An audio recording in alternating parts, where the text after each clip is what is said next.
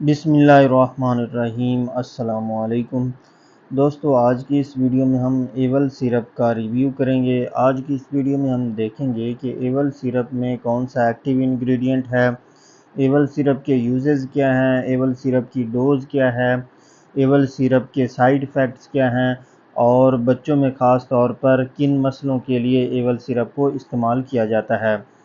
तो दोस्तों, वीडियो शुरू करने से पहले अगर आप चैनल पर न्यू हैं तो चैनल को सब्सक्राइब कर लें और साथ ही बेल आइकन पर क्लिक कर दें ताकि आपको मेरी हर नई आने वाली वीडियो का नोटिफिकेशन बर वक्त मिलता रहे। तो सबसे पहले बात करते हैं एवल सिरप में कौन सा एक्टिव इंग्रेडिएंट पाया जाता है। तो एवल सिरप के अंदर फिनिरामीन मैलिएट 15 mg की मकदार में पाया जाता है और यहाँ पर आपने इस बात को सही तरह समझना है कि इसके हर 5 ml के अंदर 15 mg फिनिरामीन मैलिएट पाया जाता है। तो ये इसकी कंपोजिशन है। तो फिनिरामीन मैलिएट जो है ये एक antihistamine anti allergic ingredient है। बात करते हैं इसके यूजेस की। तो जैसा कि मैंने बताया है कि फिनिरामीन मैलिएट एक antihistamine anti allergic medicine है। तो इसे एलर्जी की जो डिजीज़ हैं, एलर्जी के जो मसले बनते हैं, उन तमाम में इस्तेमाल किया जा सकता है। तो एलर्जी की डिजीज़ जैसा कि अर्टिकेरिया है जिसमें स्किन पर दाने वगैरह बन जाते हैं, ये फीवर है जिसमें एक तो बुखार भी होता है, आंखों से पानी आता है, नाक से पानी बहता है, छींकें वगैरह आती हैं। तो इस कंडीशन में इसे इस्तेमाल किया जा सकता है। इसके अलावा ऐसे पेशेंट जिनको जब पोलन्स वगैरह का मसला बनता है, मसलन जब कटाई का मौसम आता है तो इस तरह के पोलन्स वगैरह या कुछ ख़ास मौसम के जो पोलन्स वगैरह हैं तो बाज़ लोगों को उनसे एलर्जी होती है। तो इस कंडीशन में भी इसे इस्तेमाल किया जा सकता है। इसके अलावा जो सांस के मरीज़ हैं उनमें सिक्रीशंस जो हैं वो बहुत ज़्यादा हो जाती हैं, तो उनको कंट्रोल करने के लिए भी एवल सिरप को इस्तेमाल किया जा सकता है। इसके अलावा इचिंग स्किन कंडीशंस, ऐसी तमाम बीमारियां जिनमें स्किन पर ख़ारिश होती है तो इनमें भी इसे इस्तेमाल किया जा सकता है। तो ख़ास तौर पर डायबिटिक पेशेंट में स्किन पर ख़ारिश होती है, और जॉन्डिस के पेशेंट में अगर स्किन पर ख़ारिश होती है किसी मसले की वजह से, तो इनमें एवल सिरप को इस्तेमाल किया जा सकता है। तो बच्चों में अगर ख़ारिश वगैरह का मसला बनता है या स्किन पर एलर्जी के मसले बनते हैं तो एवल सिरप को इस्तेमाल किया जा सकता है। अब बात करते हैं एवल सिरप की डोज़ क्या है और इसे आपने किस तरह इस्तेमाल करना है।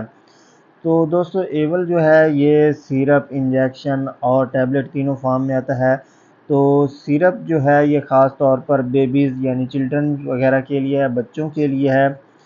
तो डोज़ जो है ये बच्चों में एज के हिसाब से होती है। तो 1 से लेकर 3 साल तक की उम्र के जो बच्चे हैं इनमें इसकी आधी चम्मच दिन में 2 से 3 मरतबा इस्तेमाल करवाई जा सकती है। और ऐसे बच्चे जिनकी उम्र 12 साल तक है, 3 से लेकर 12 साल तक है, उनमें इसकी 1 चम्मच दिन में 2 से 3 मरतबा इस्तेमाल करवाई जा सकती है। और बाज़ कंडीशंस में जो अडल्ट्स हैं, जो बड़ी उम्र के पेशेंट हैं, उनमें भी इसे इस्तेमाल करवाया जा सकता है और उस वक्त इस्तेमाल करवाया जाता है जब अडल्ट्स या बड़ी उम्र का पेशेंट जो है ये टैबलेट को इस्तेमाल ना कर सकता हो। तो बड़ी उम्र के जो पेशेंट हैं जो 18 साल से अबव एज के हैं, उनमें इसकी 2 चम्मच दिन में 3 मरतबा इस्तेमाल करवाई जा सकती हैं। और यहाँ पर आपने इस बात का ख़याल रखना है कि आपने इस मेडिसिन को हमेशा खाने के बाद इस्तेमाल करना है। अब बात करते हैं इसकी कंट्रा इंडिकेशंस की, मतलब वो कौन से पेशेंट हैं जो कि इसे इस्तेमाल नहीं कर सकते। तो ऐसे पेशेंट जो कि एवल सिरप में मौजूद किसी भी इंग्रेडिएंट से अगर वो हाइपर सेंसिटिव हैं तो इसे इस्तेमाल नहीं कर सकते। इसके अलावा ऐसे पेशेंट जिन्हें प्रोस्टेट का मसला है वो भी इसे इस्तेमाल ना करें। अब बात करते हैं इसके साइड इफ़ेक्ट्स की, मतलब इसके इस्तेमाल से कौन कौन से नुकसानात हो सकते हैं। तो ज़्यादातर जो साइड इफ़ेक्ट्स देखे गए हैं वो ये है कि एक तो इसमें नौज़िया का मसला बनता है, यानी ऐसे महसूस होता है कि वोमिटिंग आने लगी है लेकिन वोमिटिंग नहीं आती। وومٹنگ بھی آ سکتی ہے۔ اس کے علاوہ ڈرائینس آف ماؤتھ یعنی کہ منہ کے خشک ہو جانے کا مسئلہ بھی بن سکتا ہے۔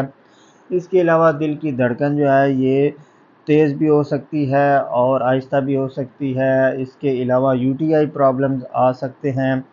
تو زیادہ تر اس طرح کے مسئلے جو ہیں وہ دیکھے گئے ہیں۔ تو یہ سائیڈ ایفیکٹس ایک ہی پیشنٹ میں ہر دفعہ شو نہیں ہوتے، یہ پیشنٹ ٹو پیشنٹ ویری کرتے ہیں۔ پریگنینسی اور لیکٹیشن میں اس کے یوز کی بات کی جائے تو اس پر کچھ خاص زیادہ اسٹڈی نہیں ہوئی جس کی بیس پر اسے پریگنینسی اور لیکٹیشن میں 100% سیف میڈیسن قرار دیا جائے۔ تو اگر ڈاکٹر بہتر سمجھے تو وہ پریگنینسی یا لیکٹیشن میں اسے پریسکرائب کر سکتا ہے۔ تو اس لیے آپ نے ہمیشہ اسے اپنے ڈاکٹر کے مشورے سے استعمال کرنا ہے۔ تو فرینڈز، امید ہے آپ کو ویڈیو اچھی لگی ہوگی۔ اگر آپ کا اس کے متعلق کوئی بھی کویسچن ہو تو آپ کمنٹ سیکشن میں پوچھ سکتے ہیں۔ انشاءاللہ آپ کے کمنٹ کا جواب ضرور دیا جائے گا۔ اور کسی دوسری میڈیسن یا میڈیکل ریلیٹڈ ٹاپک کے بارے میں جاننا چاہتے ہوں تو اس کا بھی کمنٹ سیکشن میں بتا دیں۔ انشاءاللہ نیکسٹ ویڈیو اسی کمنٹ پر بنا دی جائے گی۔ میں ہوں آپ کا فارماسسٹ محمد عمران۔ اپنی دعاؤں میں یاد رکھیے گا۔ اگلی ویڈیو آنے تک اللہ حافظ۔